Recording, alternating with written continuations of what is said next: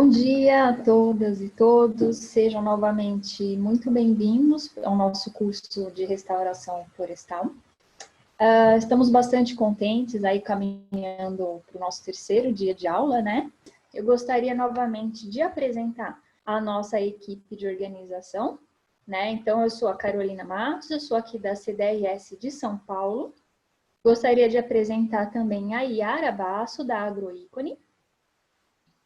Oi, pessoal, bom dia. Yara aqui falando, estou sem câmera hoje e estamos aqui na organização, sistematizando as dúvidas. Qualquer dúvida que vocês tiverem também em relação à organização, pode mandar para a gente no chat em formato privado, tá bom? Obrigada, bom curso aí. A Marina Campos, da TNC Brasil. Tá fechado, Marina, o microfone. Gente, estava com um problema de áudio. Vocês estão me ouvindo? Estamos sim. Sim. Ah, que bom. Então, bom dia a todos. Espero que vocês aproveitem o dia de hoje e contem comigo aqui. Obrigada. Perfeito. A Maíra, que é nossa colega aqui da CDRS, da Casa de Agricultura de Ubatuba.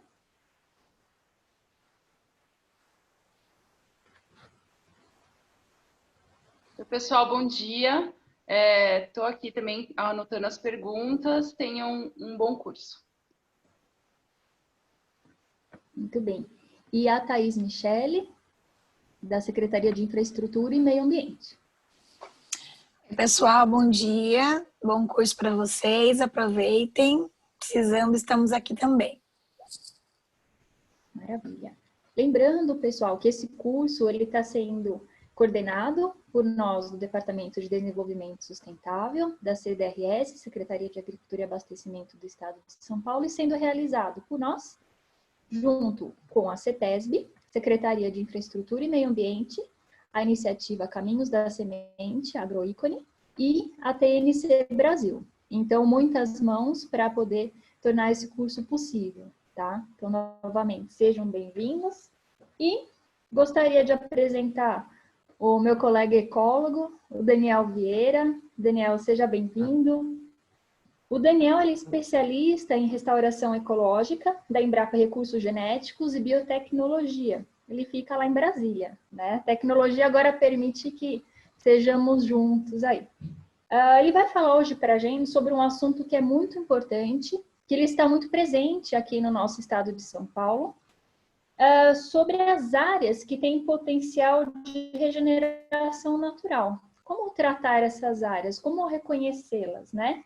E sobre o método, quais são as vantagens, as restrições, quando e onde utilizar, como fazer, resultados e exemplos. Então, fiquem aí atentos, coloquem as dúvidas no chat. E, Daniel, seja muito bem-vindo. Sempre muito bacana acompanhar você. Oi, pessoal. Bom dia.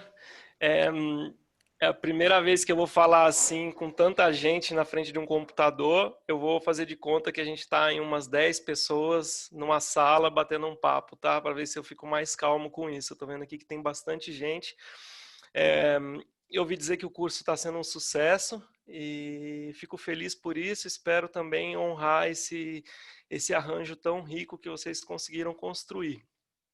Então, agradeço a Carol, a Yara, a Marina, a Maíra e a Thaís, né, que estão coordenando o curso e estão fazendo isso com muita proeza. Agradecer a Secretaria de Agricultura e Abastecimento e a Secretaria de Infraestrutura e Meio Ambiente. Eu vou ficar só com as duas, porque eu sei que tem mais instituições envolvidas aí, mas corro o risco de errar. Bom, eu sou o Daniel, trabalho na Embrapa Recursos Genéticos e Biotecnologia, aqui em Brasília, moro aqui em Brasília faz 20 anos, mas sou ecólogo, me formei em Rio Claro, aí em São Paulo, e sou natural de São José dos Campos, eu acho que tem gente de São José aí, né? Nasci no CTA. Eu trabalho, meu trabalho com restauração ecológica é no bioma Cerrado e no bioma Amazônia, especialmente Goiás, Distrito Federal e Rondônia e Mato Grosso.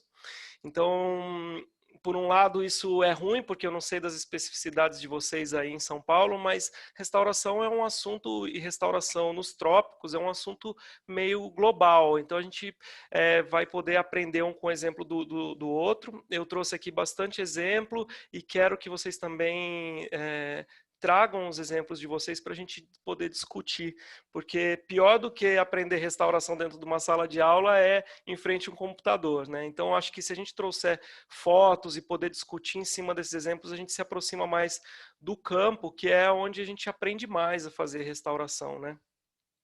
Então, eu já peço para vocês prepararem aquelas fotos daquelas áreas que vocês têm dúvida se regeneram ou não regeneram naturalmente, ou que vocês confirmaram que regeneram, ou que vocês confirmaram que não regeneram, e a gente pode bater um papo sobre isso depois da minha apresentação. Eu gosto muito desse tema, apesar de ser injusto, né? Porque regeneração natural é simples, abandona a área que ela regenera naturalmente. Como é que a gente vai falar disso durante 1 hora, de uma coisa que é só deixar a natureza fazer? Mas a regeneração natural é a nossa escola. Se a gente sabe como que a natureza regenera, a gente sabe qual é o método que a gente tem que fazer para ajudar ela a regenerar quando ela não conseguir fazer isso por si. Então, além de regeneração natural ser nossa escola e nos dizer o que a gente tem que fazer quando a gente for fazer a restauração ativa, quando a gente for plantar, ela também, a gente está verificando nos últimos anos que ela é a salvação da pátria, né? É através da regeneração natural que a gente vai conseguir cumprir as metas internacionais, é através da regeneração natural que os fazendeiros, os proprietários rurais vão fazer restauração, cumprir com os seus passivos sem gastar um tostão, e ao mesmo tempo ela é um patinho feio, porque, puxa, para os fiscais, né? O cara desmatou, tem que pagar e de repente a natureza voltando e ele não paga por isso. Tem gente que se aproveita da regeneração natural, cerca e fala, ó, deixa a natureza voltar e ela não volta em muitos casos, né? Especialmente no estado de São Paulo, onde a gente tem pouca vegetação nativa para fornecer propágulos, etc. Então, a gente vai falar sobre regeneração. Eu vou colocar a apresentação aqui, vamos ver se vocês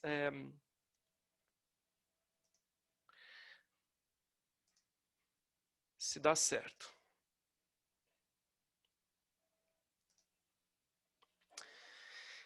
Para mim está funcionando aqui, tá certo, né? Tudo certo, Daniel. Legal, Yara, de vez em quando eu vou falar com você para ver se eu não estou falando sozinho aqui. É uma solidão total aqui, esse silêncio. Bom, já me apresentei. Eu vou começar para animar o chat aí, para vocês começarem a esquentar, que isso eu quero que seja bem participativo. Eu quero saber se essa área de regeneração natural aí está aprovada. Se ela está aprovada, não vale falar depende. Se falar depende, tem que ter uma resposta a seguir, né? Depende do quê. E se não está aprovado, o que vocês fariam para que essa área ficasse num ponto que vocês acham que está bom, essa área está restaurada?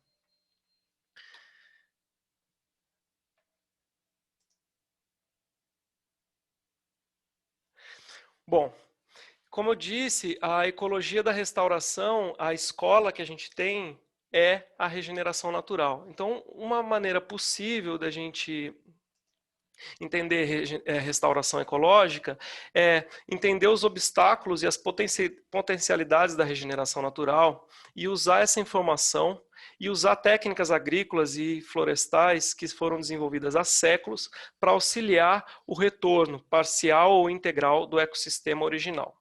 Então a gente tem o pressuposto de que a restauração ela sempre tem que acelerar a sucessão e baratear os custos, e um pressuposto de que a gente tem princípios e não receitas, que cada área merece um olhar cuidadoso e alternativas próprias para a restauração.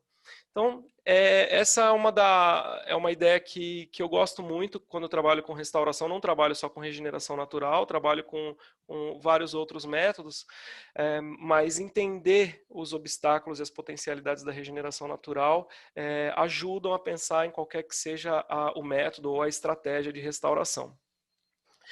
Então, eu vou falar o que eu quero trazer para vocês nessa apresentação é um pouco do que é a regeneração natural, os principais mecanismos de regeneração natural e como que eles funcionam em diferentes ecossistemas, aonde está e o que explica o potencial de regeneração natural quando ele existe e o que explica ele não existir.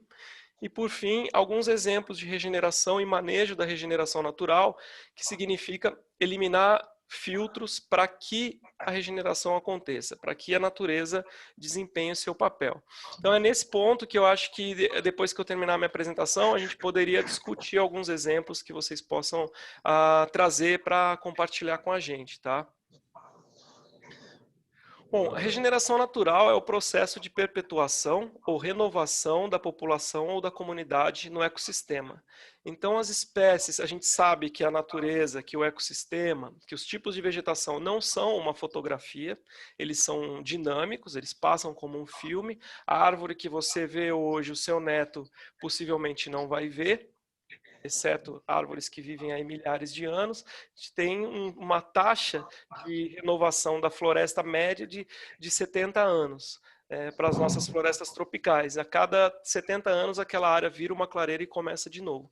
Então a natureza trabalha com regeneração natural e é por isso que ela consegue fazer isso em áreas que a gente conseguiu degradar. Ela passa por dispersão, as sementes precisam pegar, as sementes precisam, uma vez que elas alcançam o solo, elas precisam germinar, e depois que elas germinam, elas precisam sobreviver como plântulas e se estabelecer, e aí elas ficam, é muito difícil delas morrerem, e depois elas precisam crescer. E aí, crescendo, elas podem se reproduzir e perpetuar esse processo. E quais são os obstáculos? Por que a natureza não volta sempre? Porque a gente pode avaliar todas essas etapas e ver onde estão esses gargalos e assim atuar. Então, para dispersão, a gente pode não ter os dispersores, ou a área de interesse nosso que a gente quer restaurar ou que a gente quer ver regenerando naturalmente está muito distante da fonte de propágulos. A gente vai ver que essa é uma das questões mais importantes aí para a Mata Atlântica. Depois ela precisa germinar e tem diversos gargalos na germinação. Esse é um dos pontos principais de gargalo que impedem a natureza de voltar, que é a semente cai numa área aberta, com alta insolação, e o solo compactado, ela fica na superfície do solo e desseca. Ou ela tem predação por roedores, por formiga e outras coisas. Ela pode ser arrastada pela chuva, com chuvas fortes, e ela está na superfície e vai embora e não fica na área, vai parar na beira dentro do rio. Ou um impedimento físico para a raiz, por exemplo, a braquiária, um colchão de braquiária, onde a raiz ela germina, mas está fora do solo. Né? Uma vez que ela germina, ela tem que sobreviver, e aí ela está sujeita a herbivoria, formiga, mamíferos, gado, por exemplo, doenças, dessecar novamente, está muito sombreada, e não crescer, ficar estagnada até um determinado ponto que ela morre, e competição por raízes, por exemplo, com a braquiária embaixo do solo. E, por fim, ela tem que crescer. Uma vez que ela sobrevive, ela precisa crescer, e aí o sombreamento vai fazer diferença, questões de microclima, fertilidade e competição são possíveis gargalos. E é disso que eu estou falando, a gente conseguir observar esses limitantes que impedem a regeneração natural. Então, por exemplo, eu vou trazer um exemplo aqui do que a gente pode encontrar se a gente faz os estudos e observa o que acontece com a regeneração natural. Então, eu tenho uma área que vou dar uma distância aqui, 200 metros de um remanescente de vegetação nativa, e eu coloco meus coletores de semente e descubro que caem 10 mil sementes por hectare. Todo ano caem 10 mil sementes de vegetação nativa dentro da minha área. 10 mil sementes por hectare, praticamente uma semente por metro quadrado. Só que eu só encontro 100 plântulas germinadas. Ou seja, eu tenho 100 vezes, só 1% das sementes que dispersaram ali germinaram. Porque elas dessecaram no processo de germinação ou porque elas estavam brotando a raiz e não conseguiram penetrar no solo. Das 100 plântulas que me sobraram, num espaçamento 10 por 10, então, eu tenho 90 regenerantes. Elas desenvolveram e viraram plantas de 30 centímetros a 2 metros de altura. Né? 10 eu perdi por competição com raízes de braquiária e tal. E, por fim, eu só tenho uma árvore reprodutiva que conseguiu, desses 90 regenerantes, atingir uma altura reprodutiva, e isso aconteceu porque eu tinha baixa fertilidade e alta competição. Então, se eu quiser fazer uma restauração nessa área, aonde eu tenho que atuar? Eu tenho que colocar mais semente ali, ou eu tenho que facilitar a germinação e entender de fato o que essa semente precisa para germinar? Então, olhando assim, eu posso falar, não, eu posso colocar mais semente, se a semente for barata, e aí eu aumento todas as proporções. Ou eu posso preparar o solo para que essas 10.000 sementes virem pelo menos 1.000 plântulas ou 5.000 plântulas. Então, se a gente tem esses estudos e entende exatamente qual é o gargalo, a gente consegue manipular esses processos e aumentar o potencial de regeneração natural. E eles servem, inclusive, para a gente decidir o que a gente vai plantar e como a gente vai plantar se a gente quiser usar métodos de restauração ativa ou tiver que usar métodos de restauração ativa.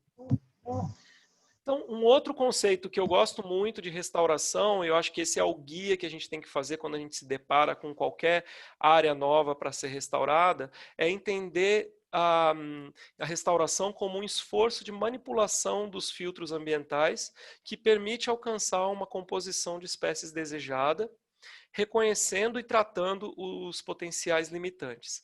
Então, imagina que eu tenho um reservatório regional de espécies, que significa, eu vou nos sítios de referência, nas áreas de floresta madura e secundária, ou nas áreas de cerrado maduro e secundário, e vejo o que eu tenho de espécies ali.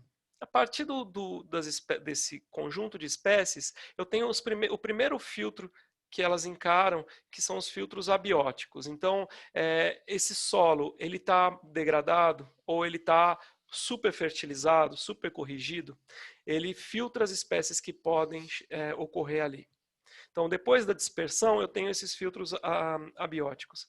Depois, uma vez que elas podem ocorrer ali, eu tenho filtros abióticos, que é basicamente a competição. E, por fim, os filtros socioeconômicos, que é se o responsável pela área ele quer ou não quer aquela espécie, ele permite ou não permite a existência dela, ou favorece ou não favorece, e isso me resulta no conjunto final de espécies. Observando cada um desses filtros, agora sim, como restaurador, eu posso manipular os filtros.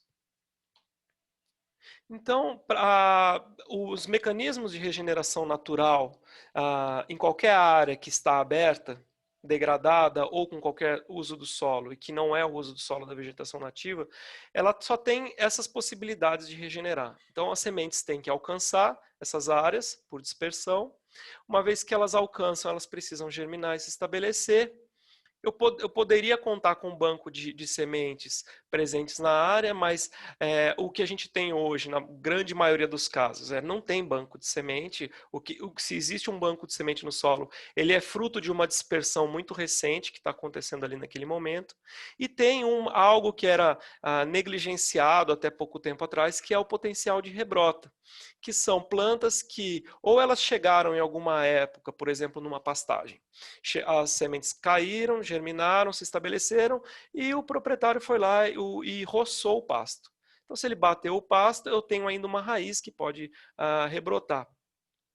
Eu posso acontecer dessa maneira, ou toco ou raiz, ou essa vegetação pode nunca ter saído dali. Esse banco de raízes pode ter permanecido ali mesmo depois do desmatamento e do preparo do solo. Então a gente vê isso em algumas áreas de plantio de eucalipto muito antigas, onde não foi destocado, só derrubou a mata, plantou eucalipto e tinha todo um potencial de rebrotamento embaixo do plantio de eucalipto. A gente vê isso muito em pastagem mal manejada, né, que a floresta foi desmatada, estabelecida e as plantas rebrotaram. Então é nessas condições que a gente vê, mas em áreas de agricultura intensificada a gente não consegue mais ver esse tipo de rebrota, a gente depende da chuva de sementes.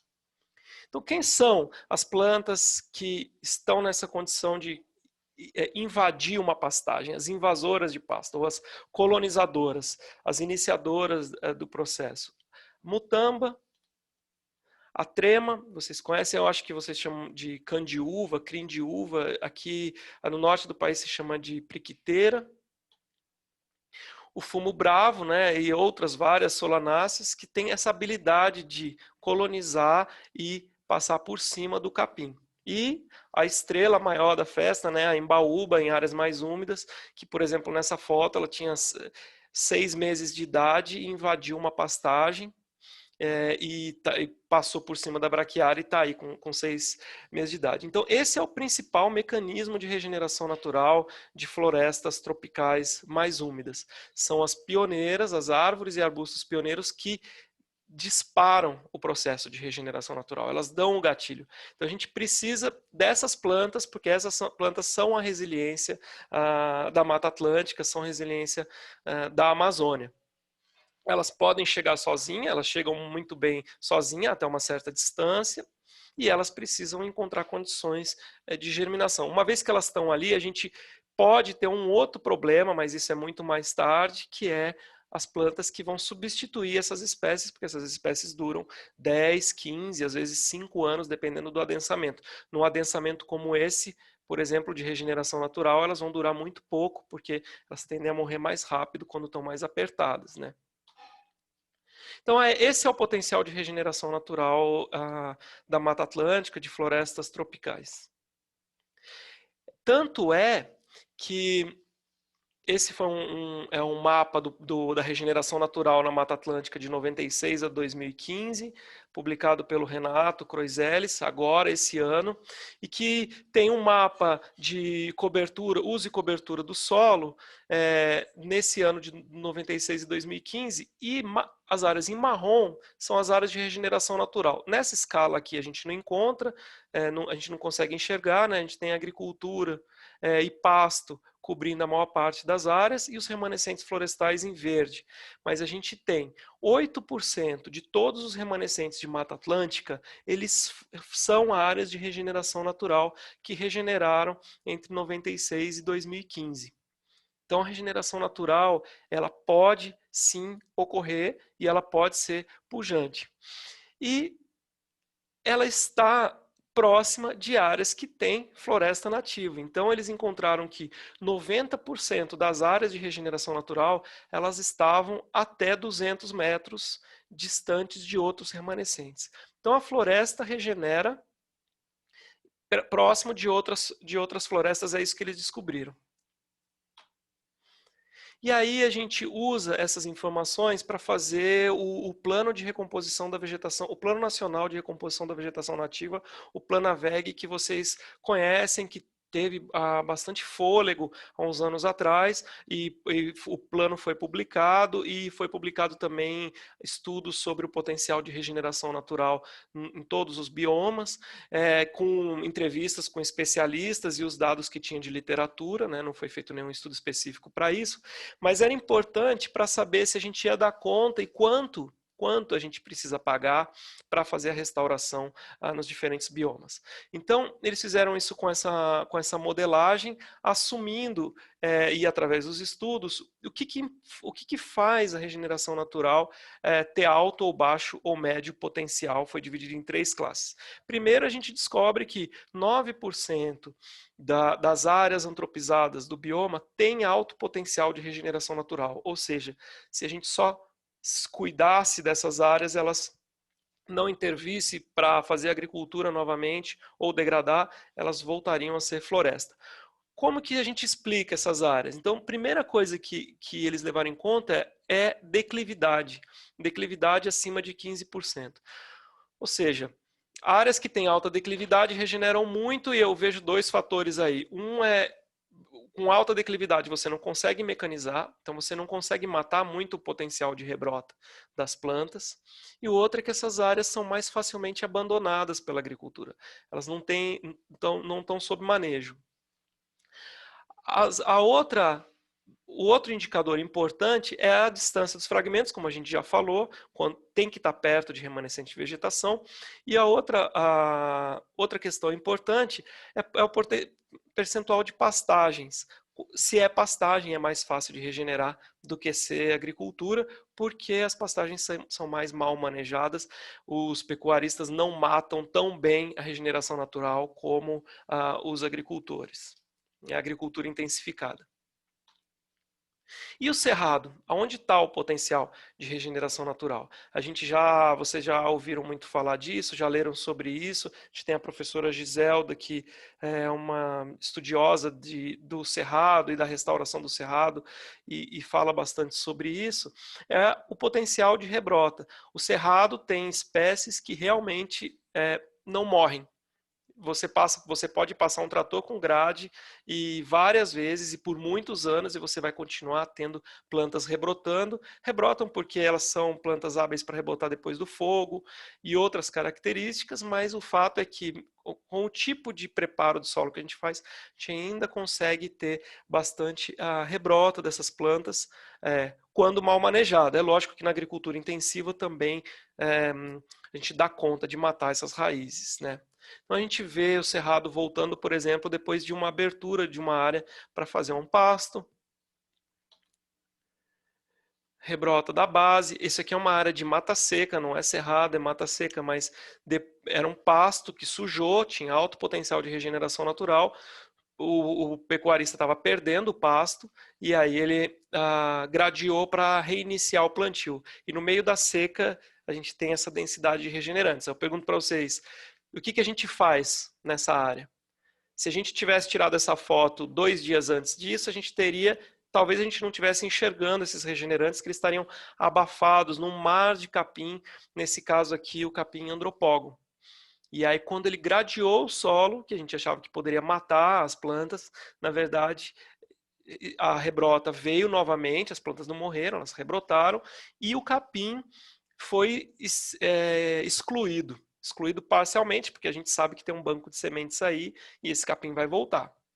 Vamos ver o que acontece. E o potencial é tão grande que a gente pode usar esse solo superficial para fazer restauração. Então, acho que o Max está aqui com a gente. Essas fotos são da dissertação de mestrado dele. E essa área aqui, depois de ter colocado um topsoil de uma área que foi removida para construir uma escola, um instituto federal aqui em Brasília. E aí eles pegaram 2,5 hectares para arrancar o topsoil, porque essas áreas você tem que tirar os primeiros 40 centímetros do solo para fazer as construções, porque tem muita matéria orgânica, muita raiz, esses prédios podem rachar depois, o solo movimenta, né? Então arranca-se o solo superficial e a gente aproveitou isso para transportar para uma outra área e ver o que acontece. Então você tem plantas que germinam bem, os capins, e tem plantas que rebrotam, como nessa foto aqui. Então, o potencial do cerrado está nas raízes. Isso não tem a ver com distância de floresta, né? Por isso que no Planaveg, o mesmo mapa feito por potencial de regeneração do cerrado, o que se distinguiu, os fatores que levavam à distinção no potencial de regeneração natural, era se a área é agricultura intensiva ou se ela é pastagem. Então, se ela é agricultura, certamente não tem potencial de regeneração natural nenhum no cerrado. E, importante, o cerrado não tem aquelas espécies pioneiras que disparam o processo sucessional. O cerrado funciona de outro jeito. Ele não tem espécies com alta habilidade de dispersar e que, uma vez que elas germinam, elas criam dossel e sombreiam, né? O cerrado é uma ocupação lateral, a gente pode falar sobre isso depois. Mas o tipo de uso do solo é que determinava. Uma vez que a gente sabe que é pastagem, a gente não sabe ainda se essa pastagem ela é tratada como uma agricultura intensificada ou se ela é uma pastagem mal manejada e que permitiria potencial de rebrota. Mas mesmo essa, quando você planta um capim exótico, você tira o extrato herbáceo nativo. Então, mesmo essa que tem alto potencial de regeneração natural, ela não tem um potencial de regenerar o extrato herbáceo. Então, se a gente quer usar o potencial de regeneração natural, se a gente está... A aula passada vocês tiveram com a Marina aí sobre o diagnóstico para a escolha do método, o que fazer. Se vocês querem saber o que fazer, vocês têm que olhar o potencial de regeneração natural. Então, essa figura ela é clássica, foi feita pela Karen Hall, e ela mostra como você escolhe o método, desde não fazer nada, né, a regeneração natural, até plantar em área total, preparar totalmente o solo e plantar em área total. Para você escolher isso, você basicamente vê o potencial de regeneração local, ou seja, a resiliência local, como o professor Ricardo Rodrigues aí da Exalc fala bastante, a resiliência local e a resiliência da paisagem, que é se você vê os regenerantes na área e se você tem fragmentos próximos. A gente pode olhar isso, mas a gente nunca sabe o quão próximo é. Agora, com esses novos estudos, como eu mostrei, do Renato, alguns estudos do Pedro Brancaleon, mostram que a escala é mais ou menos essa mesmo, é de 200 metros para menos. A gente precisa ter florestas realmente próximas para ver a resiliência da paisagem.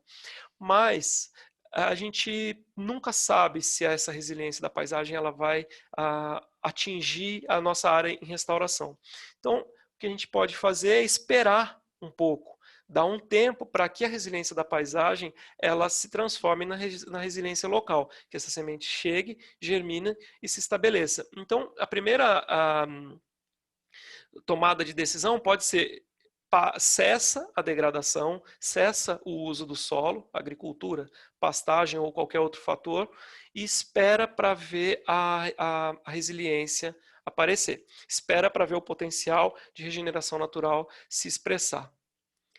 E como que a gente mede isso? Então, uma proposta de medida é a gente olhar a densidade e a diversidade de regenerantes. A gente olhar quantas plantas, arbustos, árvores de espécies nativas, no caso de floresta, a gente tem por metro quadrado ou por hectare. Então, a gente pode esticar uma trena, olhar 1 metro para cada lado e andar por 50 metros e fazer essa quantificação e saber quantos tem. Se você me disser, eu tenho 1000 regenerantes por metro quadrado, mas eles estão afogados na braquiária, o que eu faço? Você pode resolver esperar mais 1 ano, fazer a mesma amostragem e ver se aumentou essa quantidade de regenerantes ou se ele continua estagnado. Você pode querer manejar e eliminar o capim e verificar se esses regenerantes crescem e viram árvores, etc. Outra maneira de medir isso é a cobertura dos regenerantes, e que eu gosto mais do que a densidade, porque a cobertura envolve a densidade, mas envolve também a ocupação. Então, qual é o tamanho desses regenerantes? Qual é a largura da copa deles?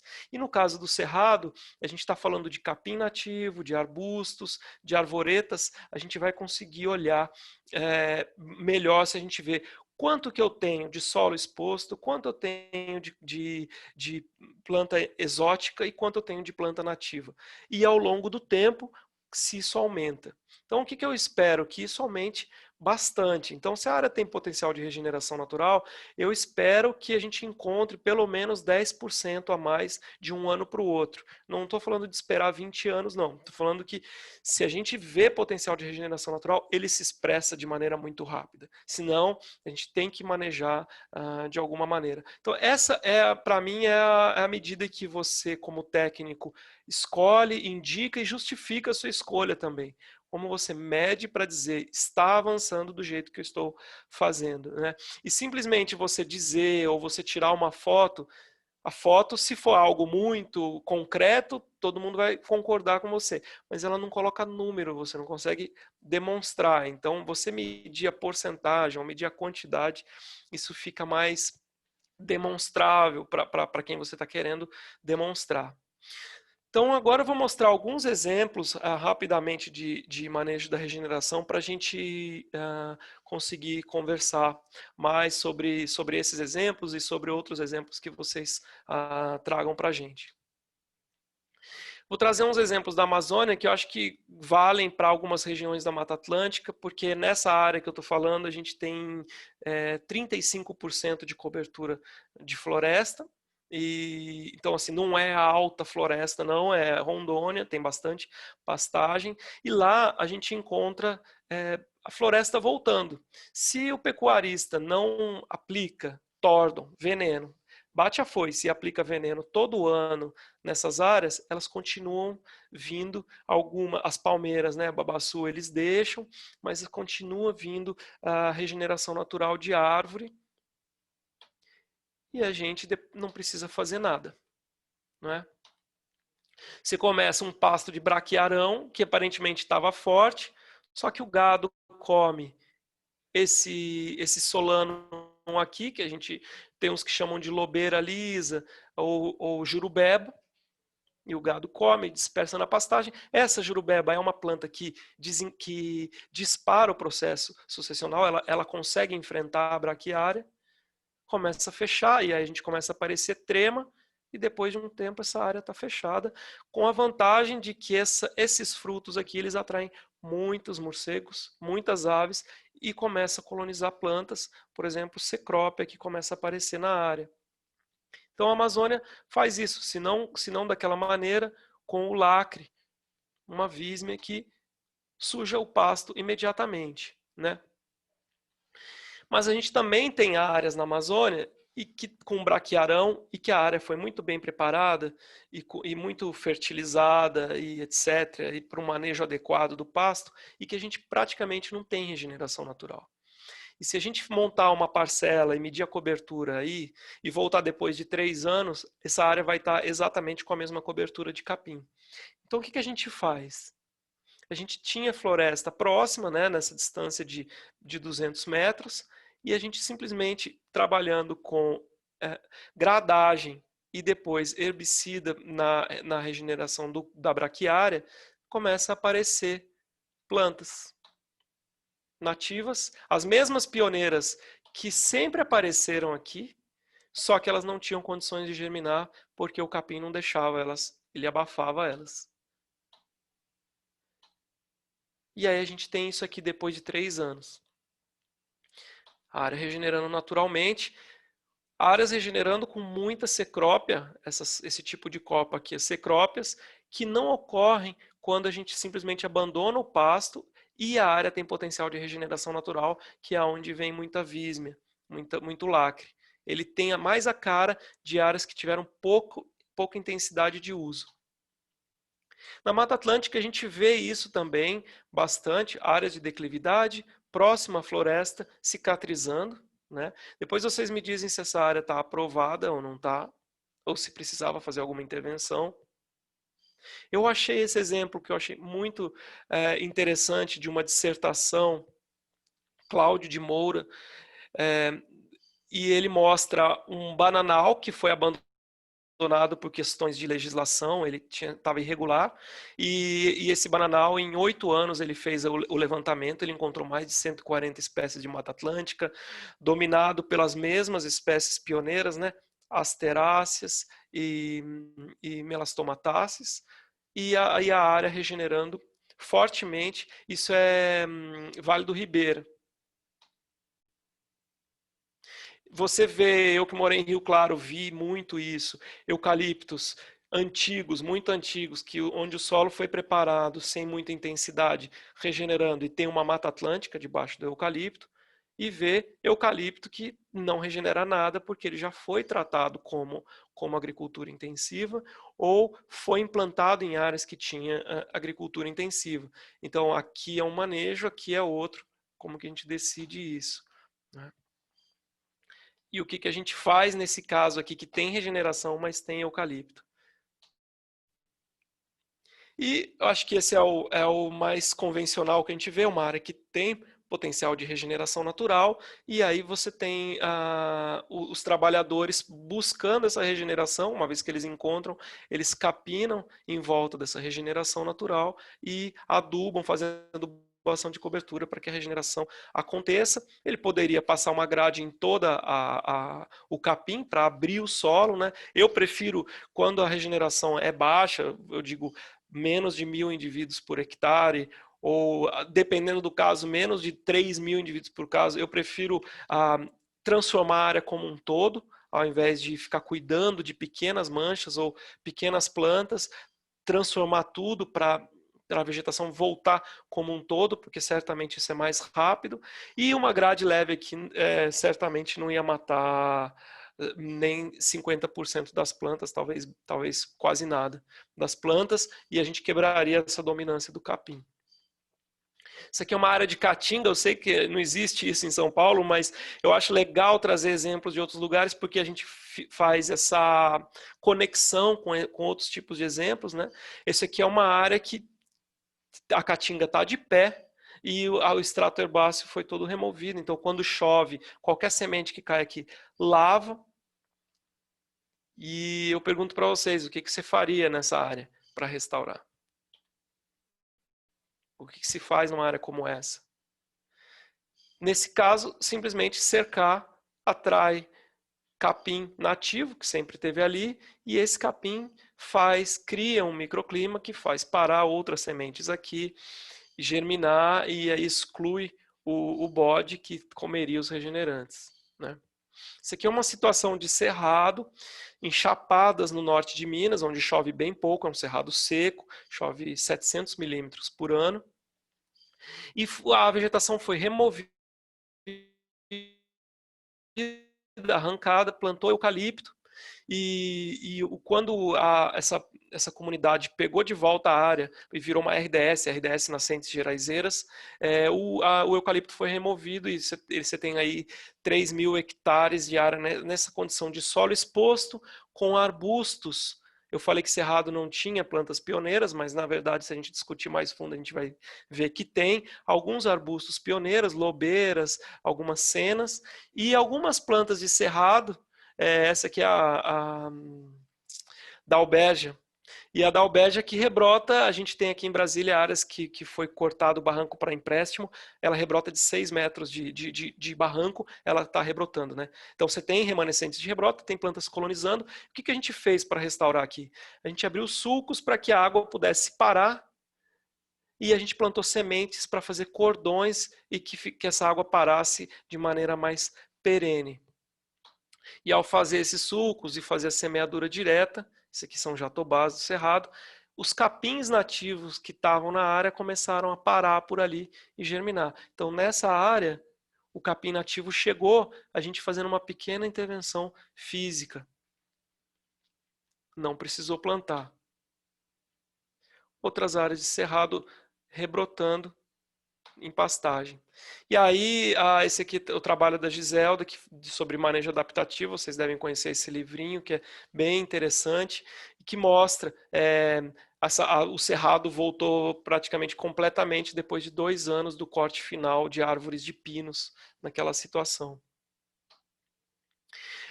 Me pediram para falar de nucleação também, eu vou falar um pouco sobre nucleação. Eu acho que é a última coisa que eu tenho para falar. Bom, nucleação vocês já devem ter ouvido bastante falar, ela é uma coisa que não é plantar as árvores na área total, é plantar essas árvores em núcleo. A gente já sabe hoje que se esses núcleos forem muito pequenos, o efeito de borda ali é tão alto que eles não modificam o habitat debaixo dos núcleos. Então, segundo a Karen Hall e o Corbin, o pessoal que mais publicou sobre nucleação, esses núcleos têm que ter pelo menos 8 metros de lado. Você tem que fazer núcleos um pouco maiores para que eles consigam se estabelecer, mudar o ambiente e a partir daí se expandir. Uma vantagem que eles advogam é que, como você tem entre os núcleos, você tem o centro do núcleo, a beirada do núcleo, né, a borda e a vegetação que você não alterou, você cria heterogeneidade, cria oportunidades de vários nichos ecológicos aparecerem e você cria uma restauração que tem menos o peso da mão humana, digital antrópica, que a gente gosta de falar. Enquanto um plantio em área total, você teria uma sucessão muito mais direcionada por aquilo que você plantou. Mas a gente pode ter um argumento, bom, na minha plantação eu tenho 100 espécies plantadas, eu tenho diversidade à vontade, vários grupos funcionais, várias outras características funcionais e que geram uma alta diversidade, e eu vou concordar com você. Acho que a nucleação não se justifica por aí. A gente tem vários exemplos mostrando nucleação e todos os exemplos de nucleação de sucesso são em áreas que têm alto potencial de regeneração natural. Então esse trabalho aqui na ciência florestal mostra como que comparou nesses blocos aqui, comparou o plantio em área total, nucleação e restauração passiva, e você vê que mesmo a restauração passiva, as plantas estavam vindo, especialmente essas espécies arbustivas, bácaris, várias asteráceas, mas a nucleação ficou com mais diversidade do que o plantio, porque deu espaço para essas espécies herbáceas e tal. A longo prazo, eu acredito que aqui a gente vai ter mais área basal, mais diversidade de plantas de final de sucessão, etc. Vale a pena checar esse estudo. E a gente tem coisas desse tipo, núcleos implantados, isso é na Espanha, mas é um dos trabalhos mais antigos que a gente tem de nucleação, núcleos implantados há 21 anos atrás e depois de 21 anos os núcleos com cara de núcleos. Nada aconteceu entre os núcleos, essas bolinhas verdes são plântulas que eles encontraram regenerando, eles fizeram uma busca ativa e conseguiram mapear todas as plântulas. Então, em casos onde não há potencial de regeneração natural, é muito difícil que o núcleo vá se expandir e coalescer, porque a grande questão da nucleação é os núcleos coalescerem, se encontrarem, né? E eles só vão conseguir fazer isso se a gente tem alto potencial de regeneração. Os filtros entre os núcleos não sejam tão fortes como é nesse caso e como é em diversos casos aí onde não há potencial de regeneração natural, né? Tem uma máxima que diz que o biólogo da conservação diz que qualquer floresta de 1000 hectares é um fragmento e que vai implodir, né? Um fragmento que vai sofrer tanto efeito de borda e que não tem valor de conservação. Já o ecólogo da restauração vê 1 metro quadrado e acha que aquilo vai colonizar e virar uma grande floresta. Alguém está errado nessa história.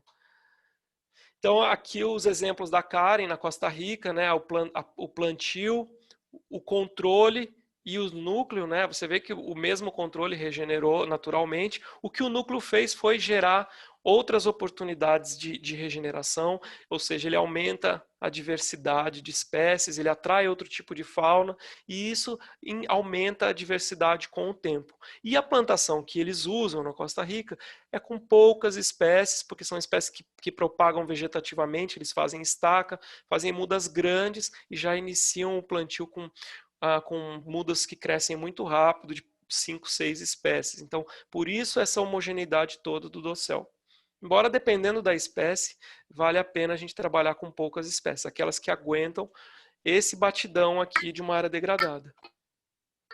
E aí, o professor Ademir Reis, vocês conhecem bem, tem todas as estratégias, puleiros, galharia, torres de cipó, e que geram diferentes oportunidades. Eles eliminam os filtros e favorecem os potenciais de diferentes maneiras, e isso cria heterogeneidade. É lógico que colocar um puleiro desse numa área de braquiária como aquela que eu mostrei para vocês, o pássaro pode vir, defecar e a semente nunca germina. Então, quais são os filtros que um puleiro elimina? Quais são os filtros que uma galharia elimina? É nisso que a gente tem que pensar quando a gente pensa nessas estratégias de nucleação.